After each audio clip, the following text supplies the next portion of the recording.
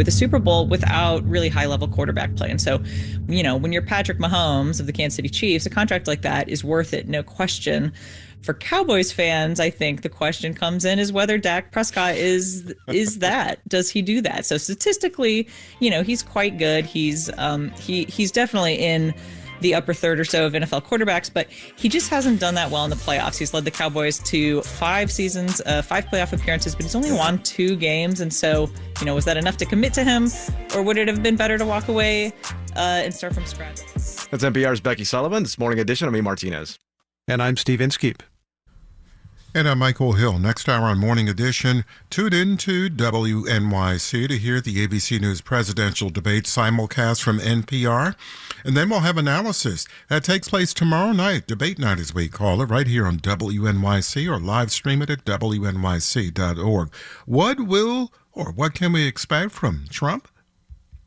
If I destroy her in the debate, they'll say, Trump suffered a humiliating defeat tonight. That story and so much more in about half an hour on Morning Edition. If I just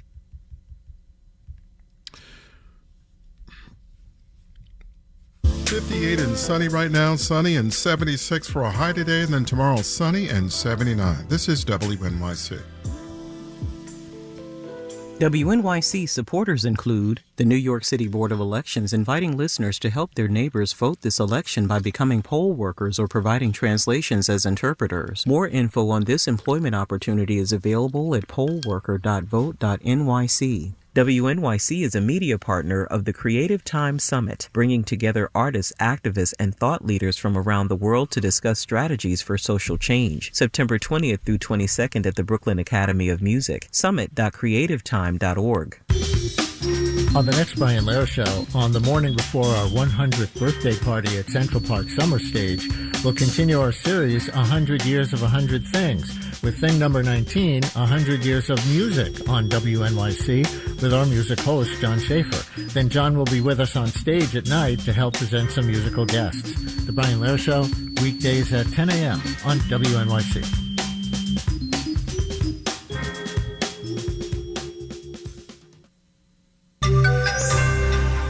Boeing reaches a deal. Marketplace Morning Report is supported by C3 Generative AI. Verified, traceable answers, secure, hallucination-free, LLM-agnostic, IP liability-free. C3.ai. This is Enterprise AI. And by Baird. Employee-owned and independent, Baird offers global financial advice focused solely on clients' needs. More information at BairdDifference.com. From Marketplace, I'm Sabri Ben-Achour, in for David Brancaccio. After a rough year, Boeing was facing a possible strike to add to its list of problems, but no longer. Boeing has reached a tentative deal with its largest labor union, with the hopes of averting a strike as soon as Friday. The deal includes a huge pay raise, 25 to 33%, depending on how you calculate it. It also includes a new commitment from Boeing that has been long sought by the unionized rank and file. Marketplace's Nova Safo joins me now from Los Angeles to talk about it. Good morning, Nova. Good morning, Sabri.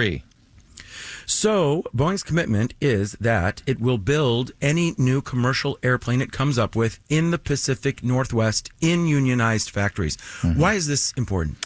Well, it's been a sore spot for Boeing's unionized workforce. That's because the company moved production of its 787 Dreamliner, the long-haul plane, to a non-union plant in South Carolina. Now the head of Boeing's commercial airplanes division, Stephanie Pope, is promising employees that they're not going to see that happen again. And she made that promise in a video directed to employees.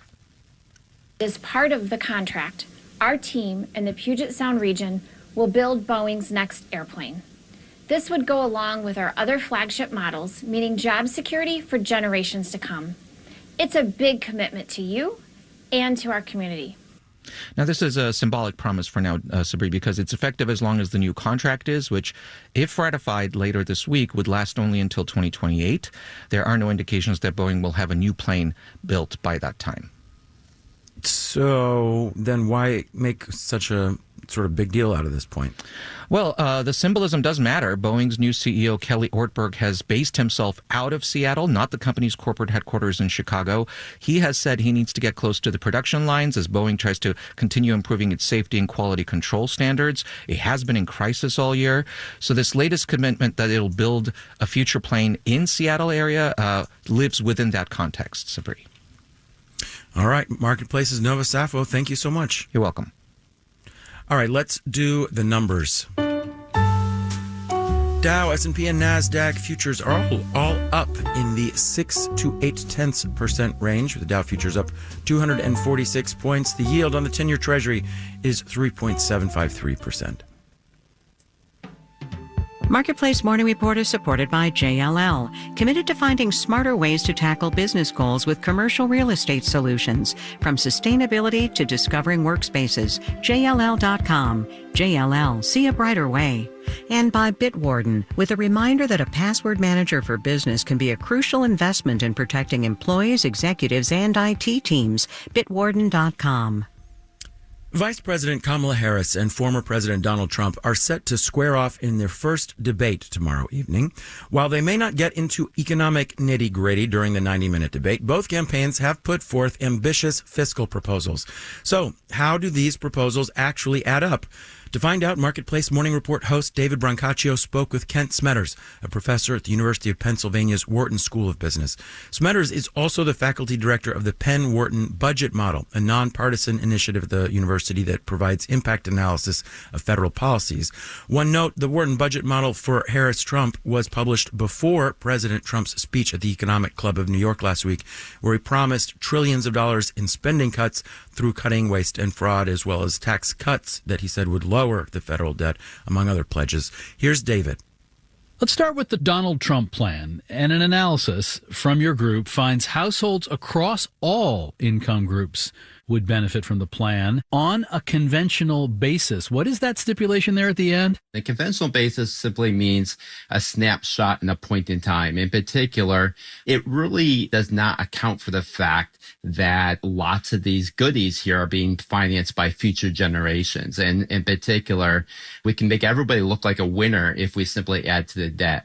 Let's turn to the Kamala Harris plan. You said the Trump plan, all income groups benefit on a conventional basis. That plan you find benefits lower and middle income households, but not so much higher income. Who's higher income?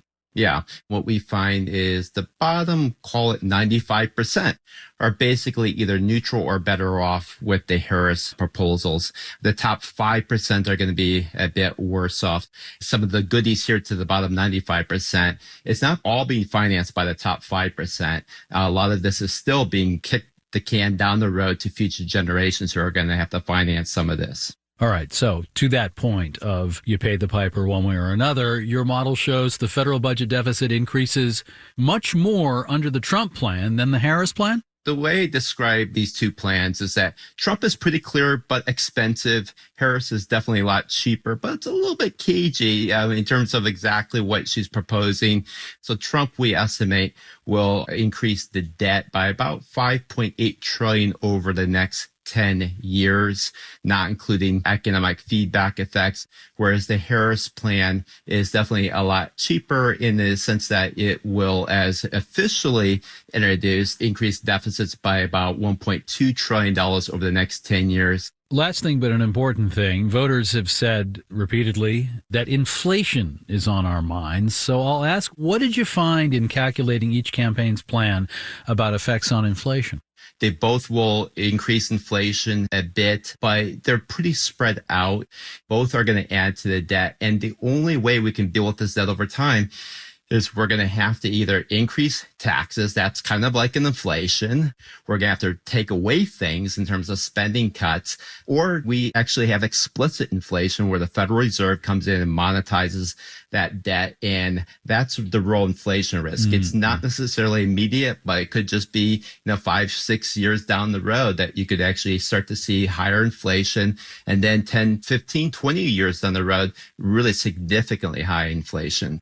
A lot of teachable moments here. Wharton Business School professor Kent Smetters is also faculty director at the Penn Wharton Budget Model. You can read more of the analysis. We've linked to it at marketplace.org. Professor Smetters, thank you. Thank you. Professor Smetters there was speaking with my Marketplace colleague, David Brancaccio. In New York, I'm Sabri Ben-Achour with the Marketplace Morning Report.